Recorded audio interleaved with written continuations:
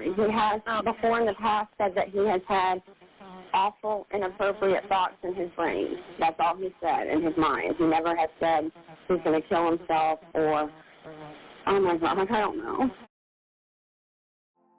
In May of 2021, at about 5:40 in the morning, a woman was in her home in Gainesville, Florida, when all of a sudden she heard her phone go off as if she had received a text message. So she pulled out her phone to look at the message, and what she saw caused her to immediately call 911. But before we get into the story, thank you for watching this episode of Story Vault. If you're a fan of true crime, mysteries, and strange occurrences, please like this video, subscribe to the channel, and share it with a friend. And be sure to stick around to the end of this video because I have a special announcement at the end. And now that you've done so, let's open the vault. This is the story of Paul Reinhardt.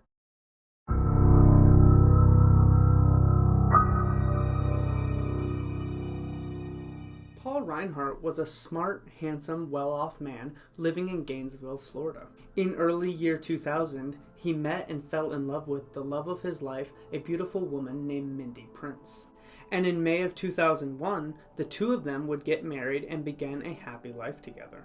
After about 5 years of marriage, Paul and Mindy would end up having 2 children, both of them being boys, who they would name Rex and Brody. And the Reinhardt family was, by all appearances, very happy, healthy, and affluent. Mindy took her role as a mother very seriously. She said that it took her a long time to finally work up the courage to even have kids. She always felt like she wanted children, but she knew that when she finally had them, she wanted to be able to focus 100% of her life on raising them the best she could. And that's exactly what Mindy did.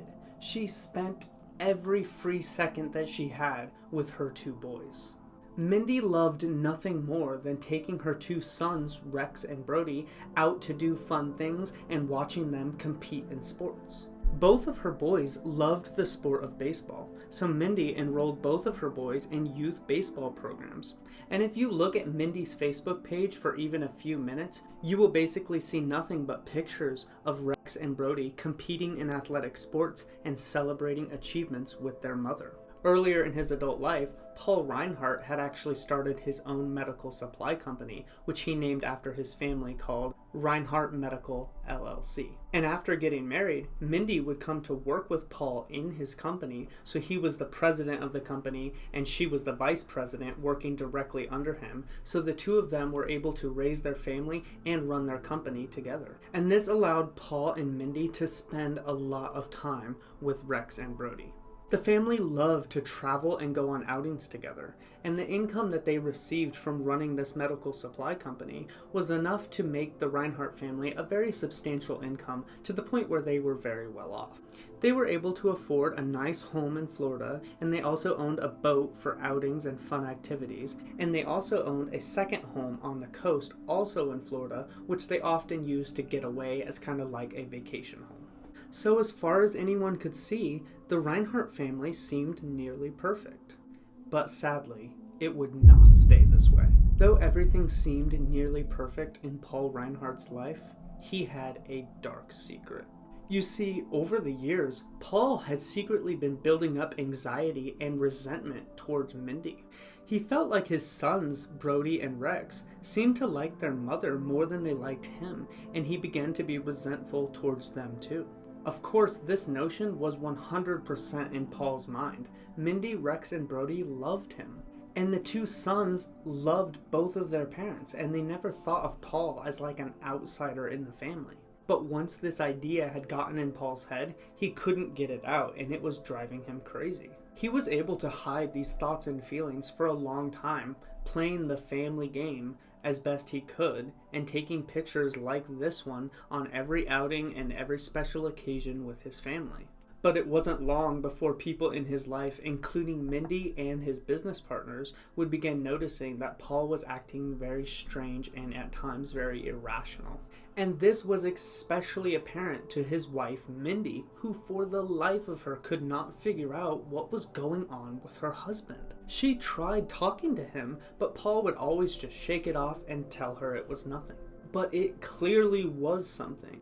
His behavior became so irrational and so evident to everyone around him that the executives at the company that Paul had started himself actually took a vote to remove Paul as the president of the company, saying that he wasn't fit to run the company anymore. So Paul actually ended up getting fired from his own company that he had started. And more than anything else, this infuriated Paul, especially because his wife Mindy was still the vice president of the company. So he felt that everything that he had built had just been ripped away from him, and irrationally, he blamed Mindy for it. And unfortunately, by late 2020, Mindy could tell that her relationship with Paul was over. He just really wasn't the same man anymore, and after losing his job at his company, it was as if he hated her for her position as the VP.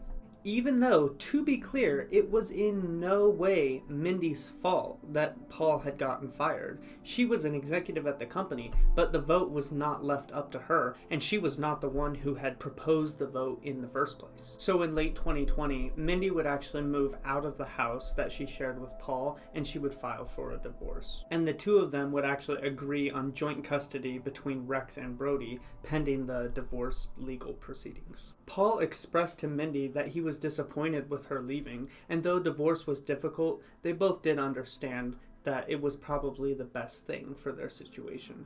And still to this point, Paul hadn't expressed to Mindy any of the thoughts or feelings that he had towards her or the boys. Only on one occasion had he admitted to Mindy that he sometimes had awful and inappropriate thoughts in his brain, but he refused to elaborate and wouldn't say anything more. So Mindy moved out of the house pending the finalization of their divorce. She of course wasn't happy with the way things had turned out with Paul, but she realized that ultimately this would be for the best. But unfortunately, unannounced to Mindy, Paul had other dark plans. On the morning of May 4th, 2021, Mindy woke up early at about 5:30 in the morning, and she was alone in her apartment that she now lived in after her separation from Paul. This was one of the days that Paul had Rex and Brody, so this would be a day that she would have to herself. She wasn't necessarily looking forward to having the day to herself. She much preferred to spend the day with her two boys, because life just seemed quite lonely without them there. But she knew that it was important for Rex and Brody to be able to spend time with their father, and she wasn't necessarily opposed to joint custody for the time being. So Mindy got up, and when she did, she pulled out her cell phone and she began looking at Facebook. But as soon as she opened up Facebook, she immediately got a chill down her spine. What she was looking at was a post from Paul where he had gone on his Facebook wall and had posted more than 60 images of the two of them on their wedding day. To Mindy, this just made no sense. Why would Paul be posting pictures of the two of them on their wedding day right as they're in the middle of getting a divorce? It was clear to Mindy that Paul was doing something to try to get her attention. So Mindy immediately got on the phone and she dialed Paul's number and tried to give him a call, but the call got sent straight to voicemail. So she hung up and she dialed Paul again, and once again, call got sent directly to voicemail. So at this point, Mindy was a little freaked out. She couldn't understand exactly why Paul had posted these photos, but she thought to be safe, she should just hop in her car and drive over to the house to check on her boys and also to confront Paul face to face about why he was posting these photos on his Facebook. So Mindy got in her car and she began making the short drive back to the house that she used to share when she lived with Paul. But when Mindy got to the house, she saw that the house seemed eerily quiet. Paul's car was not in the driveway, and the house looked empty, but even the dog wasn't in the driveway. So before going inside, Mindy pulled out her phone and she attempted to call Paul's phone again, but once again, the call got sent directly to voicemail. So not knowing what else to do, Mindy got out of her car and she went back into her old house. But what she saw in there made her very uneasy. The entire house was covered in hundreds of pictures that had been developed and printed out, and they were spread all over the floor, on the counters, on the tables, on the chairs, on the shelves. There was hundreds of photographs spread all over the house. And when she took a closer look, she noticed that they were photos of her wedding day, of her and Paul, of Rex and Brody, pretty much any pictures that they had ever taken of any special occasion or any family outing that they had ever gone on.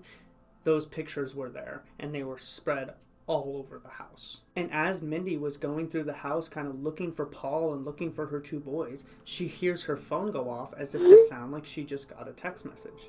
So Mindy pulled out her phone and she looked at the message, and what she saw terrified her. It was a message from Paul saying, "You should have put your family first. Now it's too late. You are so selfish. You're going to live with this for the rest of your life." Mindy immediately took this as a threat and she dialed 911. And as she was on the phone with the dispatcher, she replied to Paul's message by saying, "Please don't hurt yourself or the boys. Please come home." But once again, Paul didn't respond. The following is a few clips from that 911 call. If you would like to listen to the entire call, I'll go ahead and put a link down in the description. Okay, and tell me exactly what happened.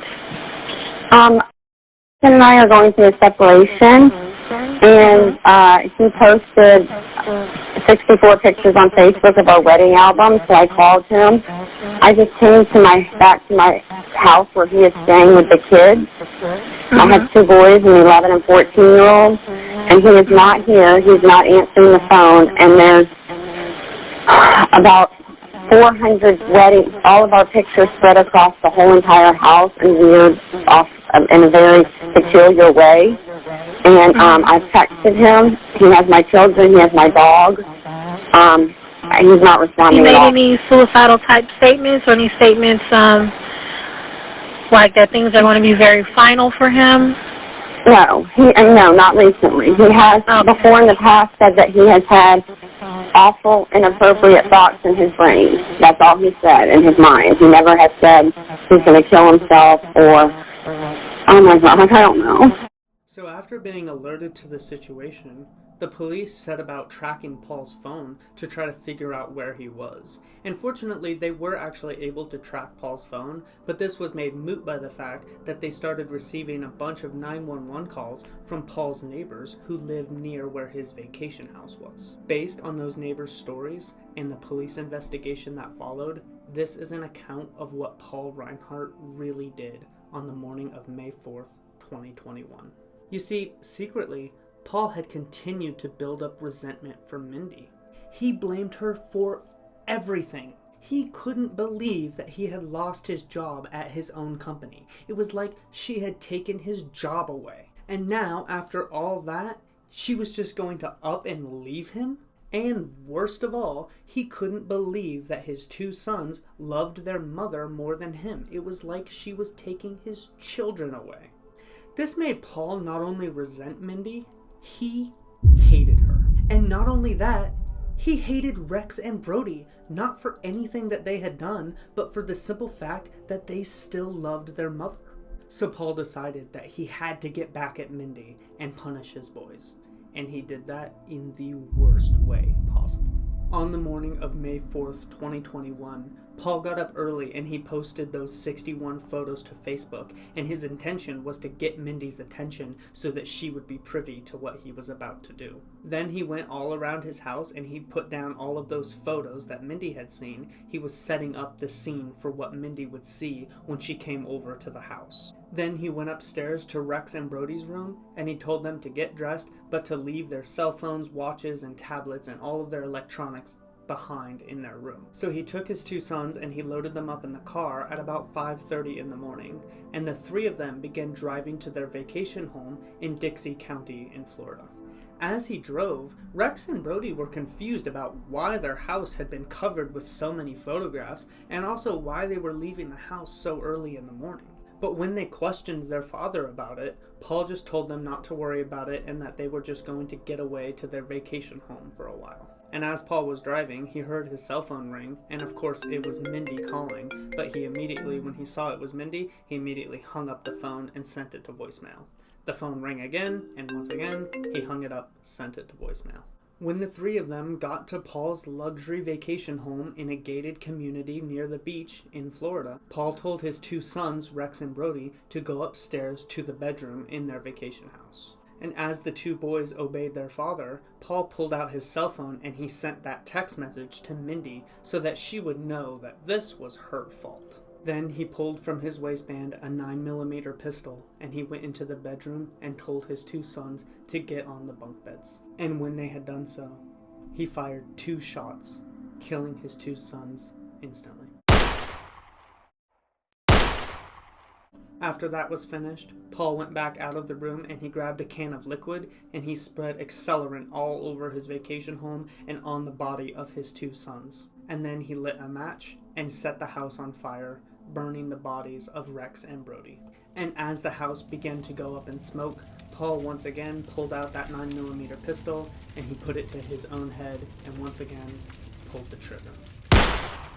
When the police arrived at the Reinhardt vacation home, there was already a bunch of firefighters there trying to extinguish the fire because they had been called by the Reinhardt's neighbors who had first seen the house go up in smoke. Once the fire was out, the investigators were able to go into the house, and that's where they would discover the 3 bodies, the bodies of Mindy's entire world.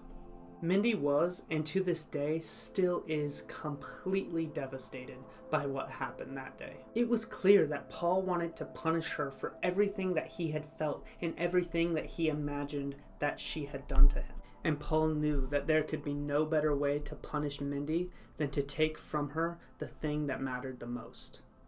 The only thing that truly mattered.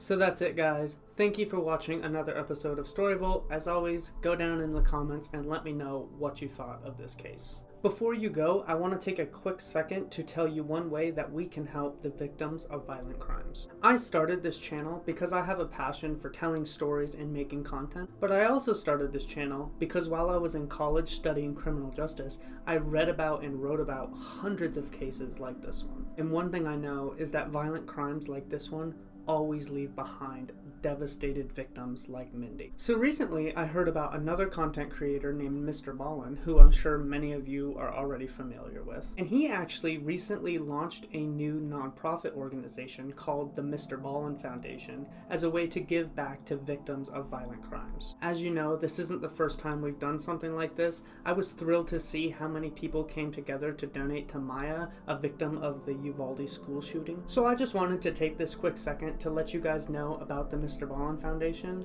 and if you would like to donate to that, I'll leave a link in the pinned comment and in the description.